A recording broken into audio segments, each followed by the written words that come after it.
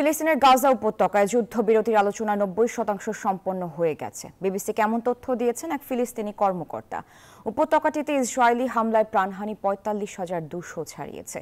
ইসরায়েলের নতুন সরকারের দাবি তুলছে দেশটির বিক্ষোভকারীরা। এরই মধ্যে ইয়েমেনে হুথিদের ক্ষেপণাস্ত্র ভান্ডার ও কামান নিয়ন্ত্রিত কেন্দ্রে বিমান হামলা চালিয়েছে যুক্তরাষ্ট্র।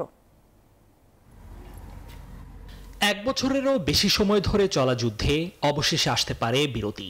শনিবার এক ফিলিস্তিনি কর্মকর্তার বরাতে বিবিসি জানালো, ইসরায়েল ও হামাসের মধ্যে গাজা যুদ্ধবিরতি এবং জিম্মি মুক্তির চুক্তিতে পৌঁছানোর আলোচনা ৯০% সম্পন্ন হয়েছে।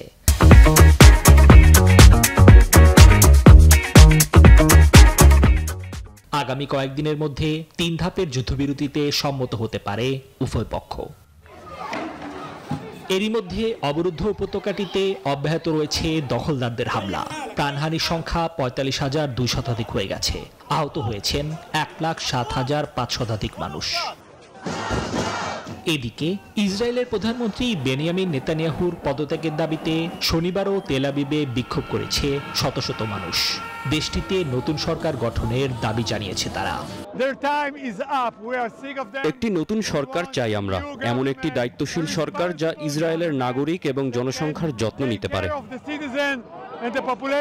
অন্যদিকে ইয়েমেনের রাজধানী সানায় হুথি বিদ্রোহীদের ক্ষেপণাস্ত্র ভান্ডার এবং কমান্ড নিয়ন্ত্রিত কেন্দ্র লক্ষ্য করে শনিবার ব্যাপক মার্কিন বিমান হামলা চালানো হয়েছে।